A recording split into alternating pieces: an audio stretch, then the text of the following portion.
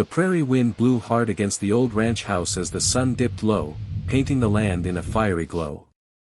John Mercer, a rugged cowboy with a reputation for silence and strength, rode in slow, his horse kicking up clouds of dust. He had seen many strange things in his years, but nothing prepared him for the woman he found crouched near the barn, trembling, clutching a faded cloth wrapped tightly around her shoulders as if her life depended on it.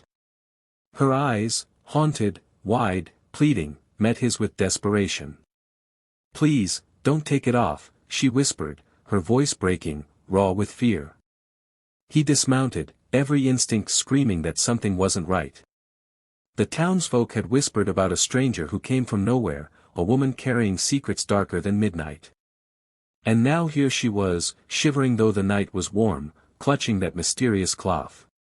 John reached a hand toward her, not to harm, but to comfort. She flinched, tears spilling. "You don't understand, if you pull it away, you'll see what they did. You'll see why they want me gone." His heart hammered. He'd faced bandits, storms, and loss, but this was different. Something unseen coiled in the air between them, heavy and suffocating. He wanted to demand answers, yet something about her voice rooted him still. "Ma'am," he said softly, "I don't scare easy. Whatever's under there, I'll face it." But she shook her head violently, clutching tighter. The night grew colder, though no wind stirred. Shadows seemed to lean closer, listening. His blood quickened with a mix of dread and duty. Then, almost against his own will, he gripped the edge of the cloth. Her scream tore through the silence, a sound of terror that clawed at his chest. But he pulled anyway, slow, steady, and when the fabric slipped away, his blood ran cold. His breath hitched as his eyes widened, and for the first time in years, John Mercer felt true fear. The cloth slid from her shoulders and fell into the dirt like a lifeless shadow, and John staggered back. What he saw was no ordinary wound, no mark of cruelty that human hands alone could carve. Her skin bore symbols, burned deep, glowing faintly in the moonlight, patterns too precise, too ancient to be random. They pulsed as though alive, veins of fire beneath fragile flesh.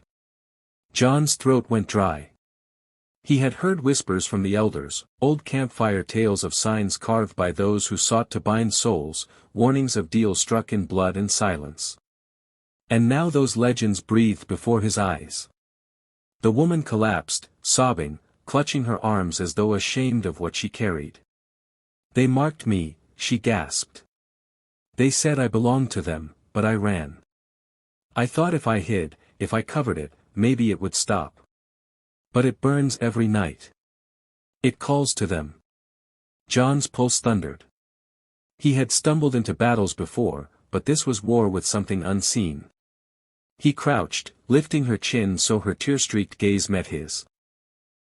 "You're not theirs," he said, voice low, steady like the earth. "Not while I'm standing." But even as he spoke, a cold wind ripped through the ranch, rattling the boards, snuffing out the lantern's flame.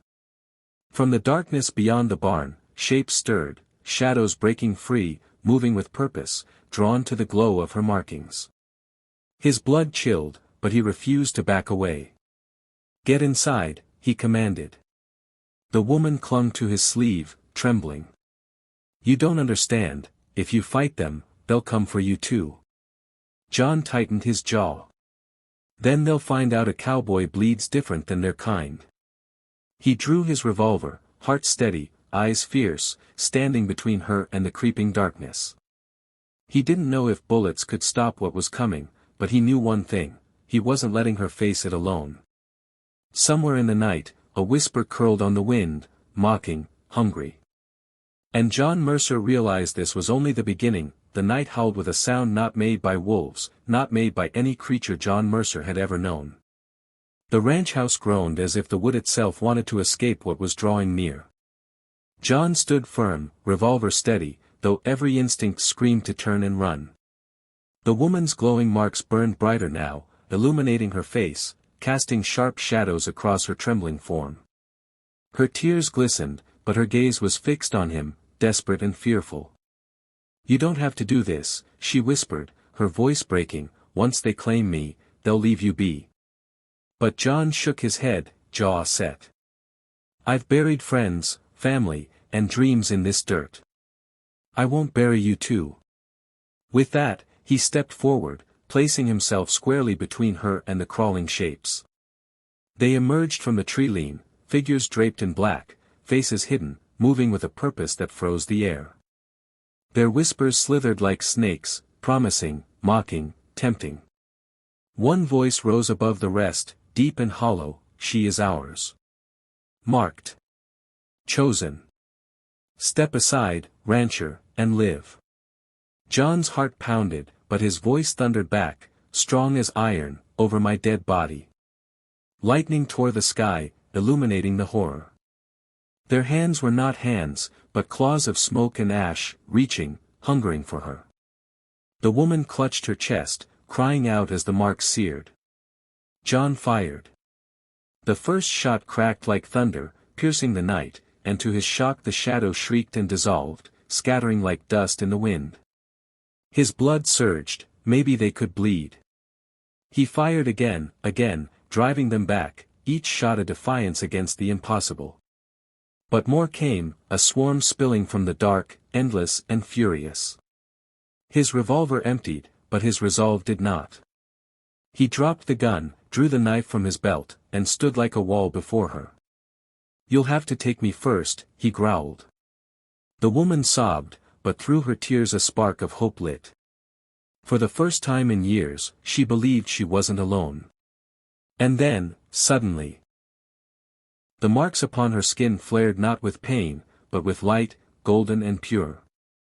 The shadows recoiled, screaming as if burned.